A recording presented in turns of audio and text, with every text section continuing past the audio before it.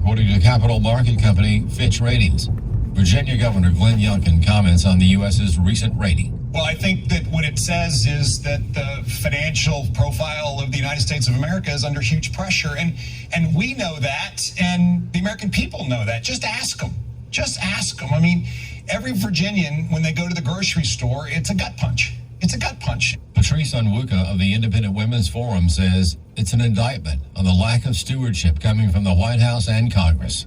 Well, reckless, massive, unnecessary spending. I mean, we can start with the American Rescue Plan that was passed in 2021. And so we've seen that continuation, the CHIPS Act, the misleading Inflation Reduction Act. All of these are compounding the federal spending in this country right now. Spending has not slowed, as President Biden has claimed, and that is having an effect, which is why the credit rating has been downgraded for the second time in the past 20, 30 years. It's dangerous, and it is an indictment on like the lack of stewardship coming from the White House and frankly coming from Congress. A conservative organization is urging states to challenge the American Library Association. Charlie Butts has the story. The ALA has a tremendous role in books and other materials public on school library stock, and some of it supports Marxism and also filthy books not suitable for children. Tom Jones of the American Accountability Foundation tells AFN, the president of the American Library Association is a proud and admitted Marxist, and she's using this association, which has a pipeline into the librarian in your local public library.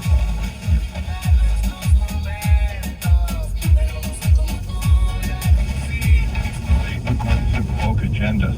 ALA President Emily Drabensky is also a self-identified lesbian, and it's reasonable to assume she backs the stock of pro-LGBT materials in the majority of the libraries. Jones says it's time to take action. The money that comes from taxpayers that's pushed up into ALA allows them to do this, and until the states say, look, we're going to stop funding the ALA, the taxpayers of the United States and the taxpayers around the country are going to be subsidizing this radical Marxist queer ideology. Jones says they don't share our values.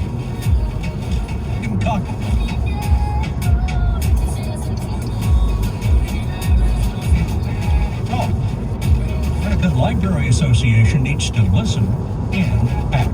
I'm Charlie Butts. Investors are watching whether the U.S. economy can avoid a recession that was widely expected following repeated interest rate hikes to cool inflation. A report by payroll processor ADP suggested hiring in the private sector is stronger than expected. The U.S. government is due to issue more comprehensive jobs data Friday. More news online at afn.net and the AFN mobile app. How much to keep? Hello, this is Ron Cook, Director of Localization with American Family Radio. If your church or 501c3 organization has announcements to share, please visit afr.net/PSA and follow the instructions there. We must receive your PSA request form at least 2 weeks in advance of your event. Why would we do this? Because our listeners are important to us and we want to help. So let us know how at afr.net/PSA. Thanks.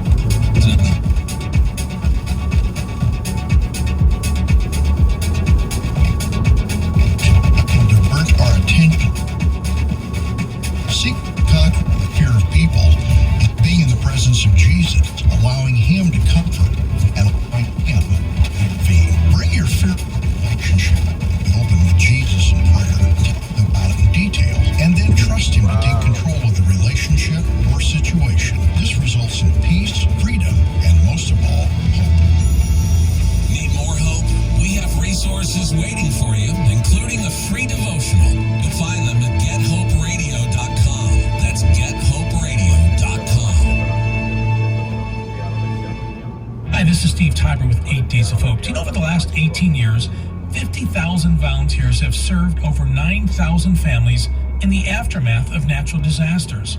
We've also renovated and rebuilt facilities to bring hope and healing to those rescued from sex trafficking. At 8 Days of Hope, we travel coast to coast in the name of Jesus and minister to the brokenhearted. Our national headquarters is located in Tupelo, Mississippi, our Northeast satellite in Buffalo, New York, and we have a Midwest satellite in Cedar Rapids, Iowa. God has provided 3 facilities for us to house equipment and be able to respond on a moment's notice to serve those in need. 8 Days of Hope is launching a new arm of the ministry, mass feeding.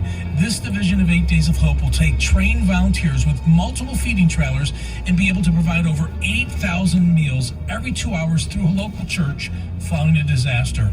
To learn more about 8 Days of Hope or to join our volunteer team, please go to 8daysofhope.com. That's 8daysofhope.com. Jenna Ellis in the morning on American Family Radio. Jenna, first, good morning. Great to be with you, the queen of talk radio in America. The left does not want to honor our freedoms, and we have a responsibility to fight back. I love talking about the things of God because of truth and the biblical worldview. Fill that void with a vision that runs so deep that it dilutes the woke agenda. Well, thank you, Jenna. Right from the beginning, I knew you, so it's an honor to be with you. You're doing really well. Proud of you. Former legal counsel to President Trump. Jenna Ellis. Good morning, and welcome to Jenna Ellis in the morning. And I want to get to my first guest right away, which is Luke Macias, who is an activist out of the state of Texas. One of the stories that we have been following here is, of course, the impeachment of Ken Paxton, who is the Attorney General there. And so Defend Texas Liberty is leading the PAC that is holding the sellout Republicans accountable. So good morning, Luke, and thanks for joining. Thank you so much for having me, Jenna. Yeah, so what's the update here? Because I know that a lot of people are very concerned about these. Really, I think it's a good tip of fire to say they're sellout Republicans that are trying to get him out of office. Yeah, ultimately, the lower chamber, the Texas House of Representatives, is heavily influenced by the Democrats. They basically have kind of a deal that's been cut where you have several dozen Republicans who team up with the 60-some-odd Democrats and say, hey, the group of us can act.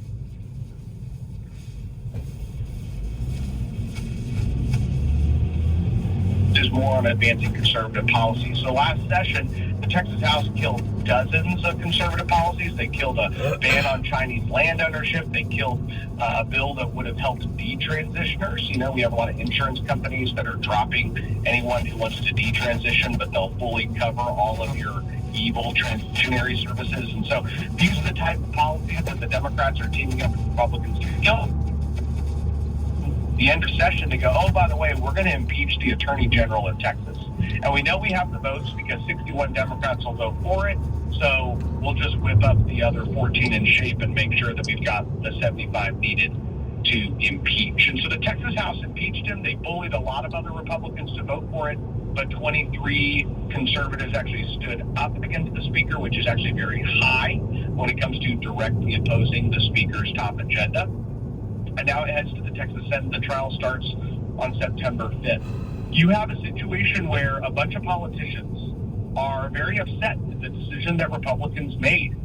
They spent millions of dollars. He had 3 opponents in the Republican primary, but he was reelected. The Democrats then spent more money against him than they spent against any of the other statewide, and he was reelected. And so they have decided, you know what, the information that was told to the voters, and some of the accusations being made in the 20 articles of impeachment, some of them were literally made when he first ran for office in 2014 for Attorney General. And his opponents were attacking him for accusing him of securities fraud and other crimes that he had committed. These are not crimes he's been convicted for in a court of law. And so a bunch of politicians have decided they want to be the judge, the jury, the executioner, everything, and get him out of office and overturn the election results of this last election, Ken Paxton. And Ken's one of the most conservative attorney generals in the country. So I think this is just a prime example of why you have certain frustration with the Republican Party from the base. Why are we giving Democrats huge victories like this? It's interesting, Ken, you know that Ken was one of the leading attorney generals when it came to contesting the results of the 2020 election. And at that time, the Democrat caucus chair said, we will impeach him for this. So, this has been in their cards ever since Ken questioned the results of the 2020 election. And now the chicken's just coming home to roost. And I'm talking with Luke Macias, who is a Texas conservative activist. And Luke, I think this is just a real prime example of how the process of impeachment is being used politically, and generally it's always used by the Democrats politically rather than how it should be. And so with the trial actually happening in the Senate, how do you anticipate that that's going to go, and how long should Texans be concerned that it might last? So it could last up to 4 to 6 weeks, and it starts on September 5th. I will say that the good news is that the Texas Senate is much more responsive to the will of Texas voters. They're much more conservative, so there's a lot of reasons to have hope that they will not botch the Texas Constitution like the Texas House did, that they won't hand up win to Democrats like the Texas House did. That being said, the Texas Senate is being very quiet through this process. And some of that's just because they now see themselves in this judge / jury role, and they want to be careful about what they're saying. So most of the Senate are not commenting at all publicly. In fact, the Lieutenant Governor put a gag order on the Senate just to basically end all of the public conversations that were being had about this, since the trial will begin on September 5th. So there's not a lot to go off in regards to public comments, but we do have a lot of hope because the Senate for a long time has, again, been much more respectful of the people and is a much more conservative chamber as a whole. That is really interesting that there's a gag order then. How do you think that is influencing what Texans are understanding about the whole process? And isn't this fair that it would be more open in terms of public comment? That to me is fascinating, just by way of contrast to what we saw, of course, with the two sham impeachments of President Trump. Yeah, so I think this was the Lieutenant Governor basically just seeing that both sides were constantly playing this out in the media and trying to rein things in. I think there are a lot of people that are concerned with the gag order overall, but the good news is that it at least applies to both sides. And the Speaker and his lieutenants have really shut up because they know that the Texas Senate's already not that favorable to their case as a whole. So I think they're not wanting to start things off on the wrong foot. Ken Paxton and his legal team have been playing this out in the court of public opinion, which is what it is. To your point, this is a political impeachment. I mean, let's not act like this is any of the rule of law applies to this whole situation. Let's not act like the rules of evidence apply to this situation. Many of these articles, the only evidence they had was hearsay within hearsay within hearsay. They literally said, we have evidence that he did this because we talked to a person that said that this person told him that Ken Paxton did this. And that was the evidence that the House had to say he's committed this crime. So the rules of evidence don't apply, but all of a sudden we're going to come out and say that, hey, nobody can talk. So I do think that Ken Paxton's team has been somewhat hindered by this because they can't be out there communicating as much as they were and gaining as much support as they were gaining. But the House has also had their hands tied behind their back. So I think ultimately we're not going to know all the effects of that gag order until the trial starts on September 5th. Yeah, and I think that makes more sense now, because I wasn't aware of that gag order, that it makes more sense why there hasn't been really anything in the media, and especially with all of the news on a national level, that's in my opinion, really a detriment to the people of Texas who, when this is so politically motivated, to not be able to hear things out in the court of public opinion. And, as a lawyer, I always say, obviously, there's a difference between the court of law and the court of public opinion. And here, this is sort of a quasi-judicial forum in terms of the trial being held in the Senate. It's not in a regular courtroom. Rules of evidence don't apply, all of those things. But because the court of public opinion is so important to constituents to understand the different arguments, really, where should Texans go if they want to learn more about this or possibly get engaged, because they're still represented by all of these members?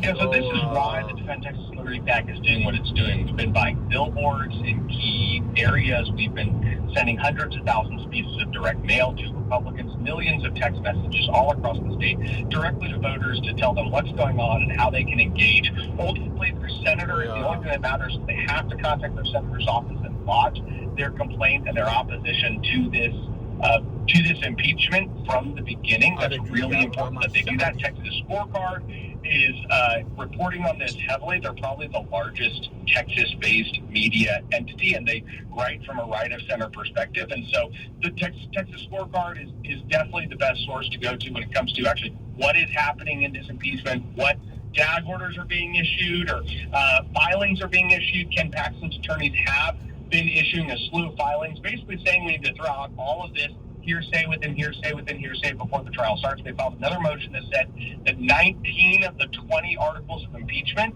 happened prior to the election, and so they violate the Texas Constitution, which specifically states that somebody cannot be impeached for something that they did before they were elected to office. And so those articles are important, and that communication needs to be done directly to the senators. So I do think the Texas Scorecard is important. That's one reason why, again, Defend Texas Liberty PAC is also engaging on this issue, several other entities. So those are places that Texans can go when it comes to making sure that they're staying involved and engaged in what's actually happening on this impeachment. And where can they go to find Defend Texas Liberty? Just defendtexasliberty.com. Excellent. And, Luke, this is exactly why people need to be so focused on what's going on in their state, because you're right with all of those different filings, that this is a politically motivated impeachment. And, the interesting thing about that is, well, to say you can't be impeached for something before you took office. That, at least the reading that I've had other guests on speaking about this issue, is that the Texas Constitution speaks to that particular election. So this isn't before Ken Paxton was ever elected to that office. It would be this particular election, which he just recently won. And so, all of these things are incredibly important. And when we only focus on national issues, then we lose sight and the importance of what's going on in our own home state. And this is one really great example of why people need to make sure that they are still engaged on the local level, and they really can get involved. And so in just the last about 30 seconds I have with you, how else can Texans hold these sellout Republicans accountable and make sure that they're engaged in their state? I think we have to realize that a lot of the Republicans in the Texas House of Representatives who are cutting deals with Democrats like this really shouldn't be in office. And so everyone who's not engaged with their local Republican Party, with a local conservative organization on these, different issues that matter most to them, you made it really clear that, honestly, so many people are engaged on a federal issue level, but they're not actually knowing what's going on at their school board, at their county commissioner's board, at the mayor's office, and who their state representative is. So just engaging at that level and deciding to maybe run for office, I will tell you there are more challengers to Rhino Republicans in the state of Texas than I have seen in a generation. I started getting involved at 16 and I'm now 33. Good. And I've never seen this much energy. And so if somebody lives in a community that has one of these Republican state representatives... All right, we'll have to leave it there, but Luke Macias, thanks so much. I appreciate it. We'll be right back with more.